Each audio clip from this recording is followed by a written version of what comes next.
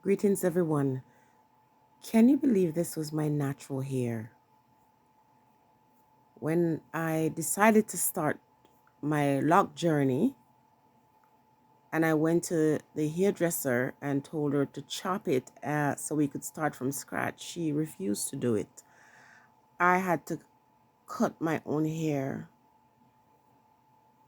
and go back to her. Now, this is not a hair journey video, but it's nice looking back at these photographs. I have so much more that I could share at the different stages of my life. So exciting. This year, I'm bringing you good news. This year, I'm bringing you stories that are going to make you feel happy when you log off the videos. You're feeling happy. We're tired of the sad stories. We're tired of the information or the news that doesn't do anything to make us grow in wealth or health.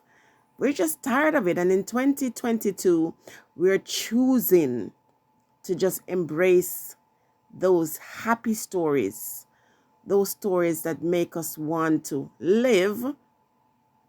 Because some of the things we see and hear, they just put you in depression. Why? Why you want to subject yourself to all that negativity? I'm going to share you glad tidings. I'm going to share stories of how I got over, and hopefully it inspires you. So let's say this is part one of those inspiring stories. I was a student in Teachers College. I had a choice between two universities. The first university is where I got my first degree, actually my first and second degree. And that's where I wanted to go to do my teacher's training. But some things happened that I'm not going to discuss in this, because then it would take away from the positivity that this is supposed to hold. So I accepted the offer from the other university. But here's the difference. If I stayed at my original school where I got my first degree, I would have access to $10,000 by the December of that school year in bursary. Imagine what you can do. Because when you're in Teachers College, it's so hectic. There's so much you have to do. That was a lower, but I got the feeling very clearly that the spirits wanted me to go to the other school. Now, again, people, if you can't handle these talks, these spirit talks, you're going to have to just leave, okay? And let the ones who want to hear it stay. It was very clear that I was being guided to go to the other school. But here's the thing. The hours were long. I had to be in class 2 nights per week. And I had to have a community-related sort of charity work that I do as part of my training. So I did that every Monday. I had to go to what I could do is start my own or join one that was already in existence. That's a lot of work. Plus, I was a single parent. And plus, I was also someone who worked at a nearby church. My schedule was out of this world. But I chose to go to this university because I was led there. But they didn't have a bursary. And they also said, if you are working full-time, you have to quit your full-time job because you will not be able to carry the workload that's attached to studying at this place. Because there was a lot of hands-on, a lot of voluntary work that was needed to complete this program. I was saying to myself, you are mad. Yeah, we're talking about faith, having faith, okay? I'm saying to myself, you're mad. How are you going to survive? You have to quit your full-time job. The part-time one is not going to go very far. How are you going to pay your bills? How are you going to look after your children? But it's faith. Evidence of what's not seen. The belief that there is something outside of yourself that is capable of getting you through any situation. I always trust my guides. And so I said, okay, this is where you want me to go. I'm going to leave it up to you. That December, there was an opportunity to apply for a bursary. And our bursary at this university was no more than $400 or $500. And I applied. I went with 2 friends to the office and we applied. By this time in December, my bank account is empty.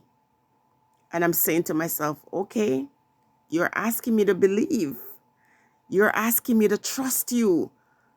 And I'm doing that.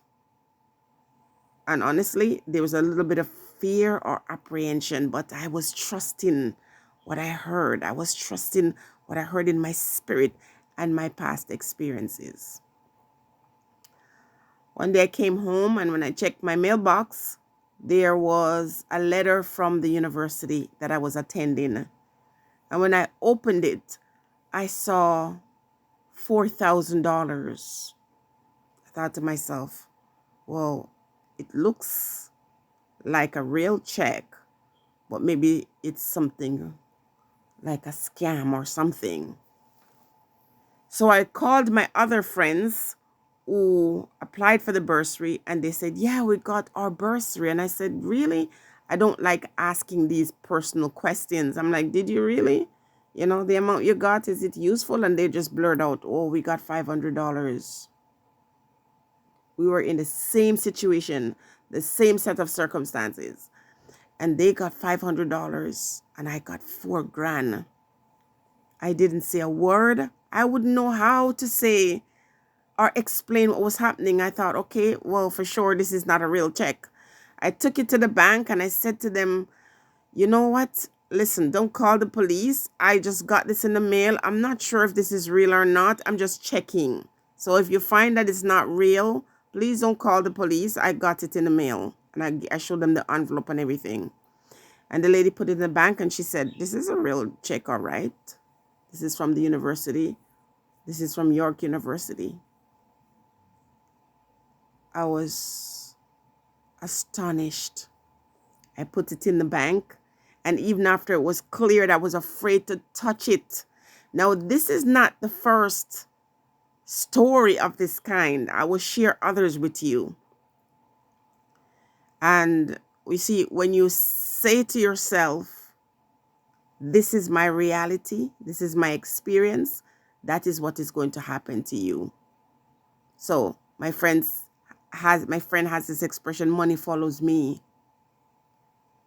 When we were in teachers college, one of my friend, when we would be searching for quarters to see if we could find enough to buy Tinbit to share for the 3 of us, she used to say, oh, don't worry about it, money will come.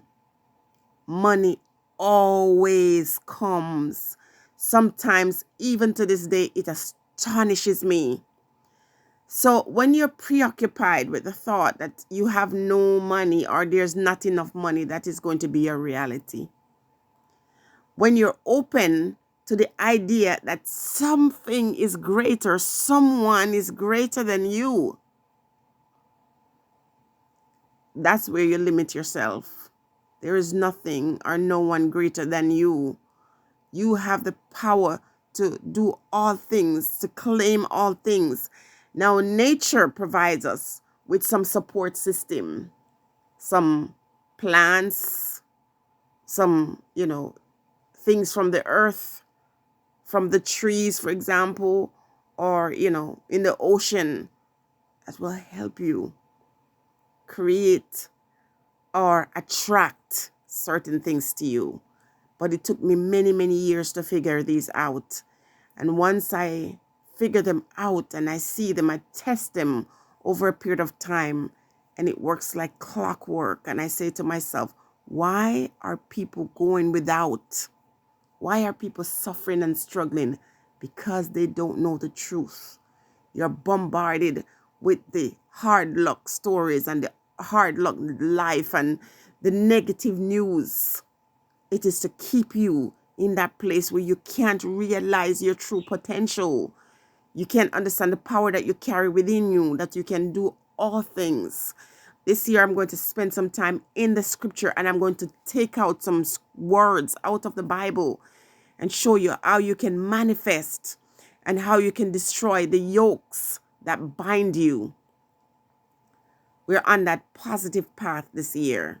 We're staying on course. We're reminding each other that we truly are powerful, and the universe are giving us the tools how to remain so. So don't pay attention to all this negative news and all these stories that just bring you down. It's time for upliftment. 2022, we're doing it. And I don't want to be the only one who's reaping success and happiness and good health. I want to share it. But I only want to share it with you if you want it, if you need it. If you're tired of living mediocre, if you're tired of being sad, if you're tired of being lonely, we can change all of that. But you have to decide that you're worth it. You deserve it. You alone can determine that. So don't be afraid to let go of anything. On the screen, you're seeing my hair. I was willing to let it go. It's hair. It grows back. And if it doesn't grow back, it becomes something else. That is what you have to look at. If the thing in your life doesn't bring you joy and it causes so much hurt and pain, let it go and make room to receive. Whatever it is that doesn't serve you, let it go. Stay blessed, everyone.